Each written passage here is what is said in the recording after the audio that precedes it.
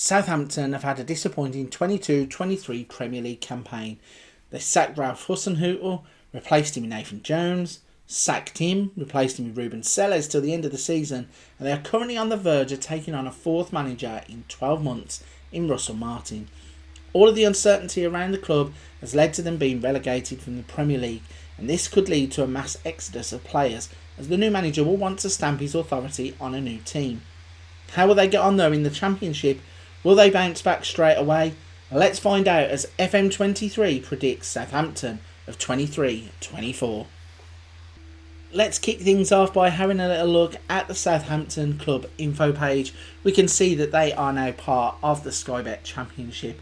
The first time that they have dropped out of the Premier League in a number of seasons. It's going to be difficult to see how they're going to keep hold of some of the players who want to play in the Premier League, and also how they're going to build in order to get themselves back to the top flight of English football. Starting off on this club info page though, the first thing you're going to notice is in the bottom left hand corner, it says view job advert. Now, in real life, they are on the verge of signing Russell Martin, but with Swansea holding out for more compensation, it means that hasn't yet been announced. So in this database, the updated database from Sort It Out SI, he hasn't got the job yet, and it means that Ruben Selles has now left the post, so it's vacant. So one of the first things they're going to want to do is actually take on a new manager. It'll be interesting to see who FM thinks is a good fit for the Southampton job now they are in the Championship. Looking at the top players, they have James Ward-Prowse as captain and key player, and they have Jayden Meghoma as their hot prospect. The interesting thing here is to see how James Ward-Prowse will go about this. He could demand to leave. He has obviously been at the club for such a long time, it'd be difficult to see him playing in another shirt. But with the club not playing in the Premier League, and he obviously is a Premier League player, will he force his way out of the club? Or will Southampton simply just cash in to try and get the money that they need for a rebuild? The hot prospect, Jayden Meghoma, is a 15-year-old promising fullback, so interesting to see how he develops if he gets any first-team football whatsoever. In the bottom right-hand corner, normally we would have a tactic there. It's currently set up as a 4-2-3-1, which is I think how the board would prefer them to set up. And it means that the new manager coming in will obviously want to put his own identity on that. So, everything is about to change at Southampton. What we're going to do in this video is predict how they are going to get on in the Championship. We're going to sit back. We're not going to take charge of the club. We're just going to be in the background watching as Southampton redevelop and rebuild. I'm going to follow them through a few steps. The first one will be at the end of pre-season to see if they've signed any players going into the Championship campaign. We will then come back at the end of the summer transfer window, so around the 1st of September.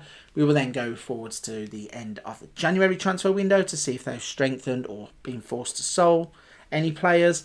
And then we will go to the end of the league to see if they can bounce back to the Premier League at the first time of asking. Here we go then, we have reached the first checkpoint. It's the 30th of July, and that means that pre-season is now complete. We are on the eve of the Sky Bet Championship season, and Southampton are about to kick their campaign off. Before we go into how pre-season went, looking in the bottom left-hand corner, you will notice Bruno Lage has been appointed as manager. He was the board's favoured applicant. He's going to be taking them through the Championship season in their hopeful bounce back to the Premier League campaign. Looking at the players, James Ward-Prowse is still at the club. Juan Larios is now their hot prospect. Bottom right hand corner, they're going to be setting up in Bruno Lage's favoured 4-3-3 DM wide. If we go to the schedule and look at the senior squad, we can see in pre-season they went undefeated with 2 draws against Keighley Ruin and Hertha Berlin. They also had 2 victories against Caen and Erzberg, or winning those games 2-1 and 2-0. That brings us nicely up to the 30th of July, where they're going to be kicking off their campaign against Hull.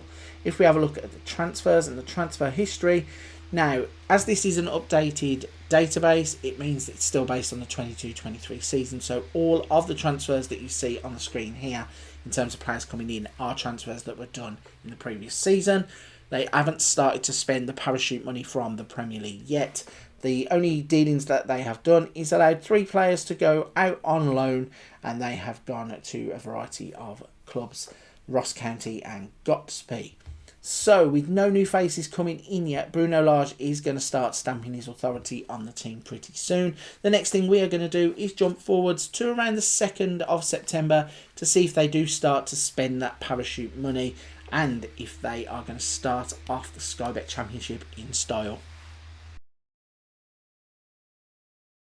Here we go then, it is now the 3rd of September and that means that we have gone through the summer transfer window and the start of the Sky Bet Championship. Before we reveal how Southampton have been getting on, quickly let's review their club info page. Bruno Lage still in charge, James Ward-Prowse is still their key player, still at the club, and they are still playing that favoured 4-3-3 DM wide. So let's have a look at how they have been getting on. If we go to the schedule for the senior squad, they kicked off their championship campaign with a 1-1 draw against Hull, Shay Adams scoring the goal to equalise from Adama Traore. They then drew 1-1 with Millwall, Shay Adams again scoring, Billy Mitchell scoring for Millwall. They beat Rotherham 1-0 with a goal from Shay Adams. They beat Morecambe 2-0 in the Carabao Cup first round with goals from Mara and Woods. Drew 1-1 with Coventry in the Championship, a goal from Herrera and Gyökeres scoring for Coventry. Watford up next, they beat them 2-0 as Nathan Teller and Will Smallbone got the goals. A 1-1 draw with Sunderland before they got knocked out of the Carabao Cup 3-1. They then beat QPR 3-0 and lost to Middlesbrough 1-0. So let's have a look at how they are getting on in the Championship. We find them sat in 5th place, played 8, won 3, drew 4, lost 1. They have a 5-goal difference and they're on 13 points. So it's not a bad start to their season. When you consider the amount of games in the Championship, you only need to start stringing a few wins together and you soon fly up the table. Leeds United are currently sat top. They have 17 points from their first 7 games. So Southampton are probably going to have to go some to catch up with Leeds United. Let's have a look to see if they have added any new faces to the squad. Go to transfer history and go down to the bottom. They have signed 2 players. Yangel Herrera is the first of those. He comes in from Manchester City, a 7.8 to £23 million 24-year-old who plays as a midfielder or defensive midfielder. So that seems like a sound acquisition. He's on a loan with a £95,000 total fee. And the next player is Marvellous Nakamba. Obviously, he is currently on loan at Luton. So whether this would happen in real life, I'm not too sure. But he's a player that they have picked up from Aston Villa for £7.8 million. 28-year-old defensive midfielder. So it seems that Southampton really wanted to shore up in the middle of the park. In terms of players leaving the club, they have had a few more. Sam Bailey has gone out on loan, Thierry Small has gone out on loan, and Dynel Simu has gone out on loan. So in terms of cash purchases or sales, none of those are happening, but loans are going in and out of the club, and Bruno Lage seems quite happy with the squad that he has. So that's everything rounded up at the 3rd of September. The next checkpoint is going to be the end of the January transfer window. Are they going to spend some of that parachute money, and are they going to improve on 5th in the table? So we have now jumped forward to the 1st of February, and that means that the winter transfer window is now shut and the first half of the Championship season is now complete. Before we go into too much detail about what's happened and the players that may have been sold and signed, let's have a little look through the club info page. Starting in the bottom left hand corner, Bruno Lage is still the manager. Looking at the top players, captain is now Duj Kaleta-Char, key player is Yangel Herrera, hot prospect is Carlos Alcaraz, and in the bottom right hand corner, Bruno Lage's 4-3-3 DM wide lives on. Let's have a look then at what has happened, because if the club captain has changed to Duj Kaleta-Char, that means that James Ward-Prowse may have finally got his transfer away from Southampton. Go to the transfer history and scroll down, we can see that they have been active in the transfer market, the first of which was the sale of James Ward-Prowse. He has gone to Liverpool, obviously a player who is a Premier League player in real life. I think he deserves a kind of move like that. So to see Liverpool going for him in FM23 doesn't surprise me. The next player to go was Lyanco. He has gone to Sassuolo. They then let a whole host of players go out on loan. for Jan Bednarek went to West Ham for 10.75 million. Matthias Liz went to Hull for 32,500, and they let a few other players go out on loan. So with players leaving the club, did they sign replacements? The answer is actually no. They seem to be stockpiling cash. They did sign Steven Alzate. He is a midfielder centre, wing back right, defensive midfielder or attacking midfielder who can play through the centre. Valued at £2.2 to £6.6 million. He's 24 years old and a player who probably will go on to have a good career at Southampton. And the only other player to come in was Nathan Phillips, obviously defender from Liverpool. This might have tied in with the James Ward-Prowse deal.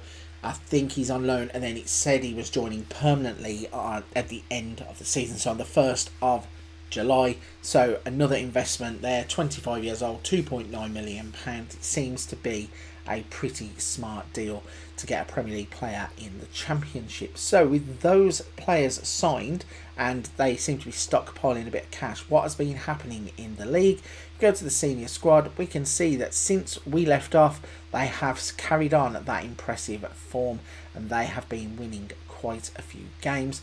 So a 2-0 victory against Leicester, a 2-0 victory against Stoke. They drew 0-0 with Norwich, beat Birmingham 2-1. They did lose to Bristol City 3-1. They've had quite a few 1-0 victories, so 1-0 victory against Leeds and Sheffield Wednesday.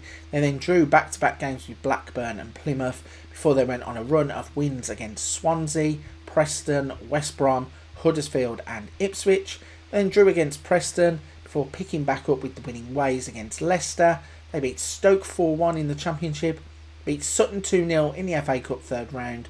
A 0-0 draw with Birmingham was followed by a 2-1 defeat to Norwich.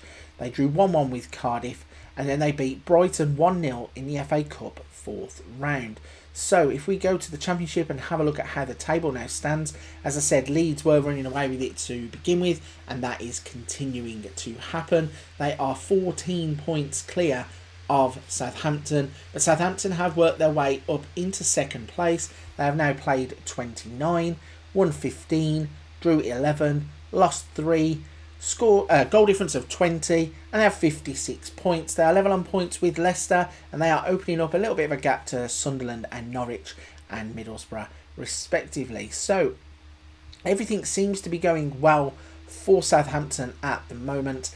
They are moving in the right direction under Bruno Lage. The next question is, can they get themselves promoted back to the Premiership at the first time of asking? Let's jump to the end of the Championship season and see if they can get promotion. Here we go then, we have pushed forward to the end of the Championship season. It's the 30th of May and we are going to go through all the things that have happened at the end of the Championship season. Kicking off first, we're just going to have a quick run through of the club info page just to go through it. Bruno Lage still in charge. Coletta Carr is still the captain. Key player is Cole Walker-Peters, and Carlos Alcaraz is the hot prospect.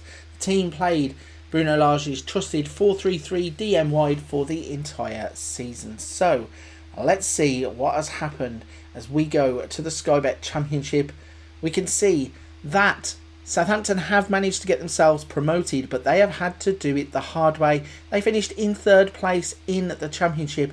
They played 46, they won 26, they drew 15, they lost 5, they had a goal difference of 33, and they finished on 93 points. That was 4 behind Leicester and 6 behind Leeds. It meant that they had to go through the dreaded playoffs. When we look at the playoff semi-finals, they were drawn against Sunderland in the first round. They beat them 5-2 on aggregate, and then they went through to the final against Norwich, and they beat Norwich 2-0 to get themselves back into the Premier League at the first time of asking. So, an absolutely fantastic end to the campaign. If we go back into Southampton and just have a run through of how their schedule finished.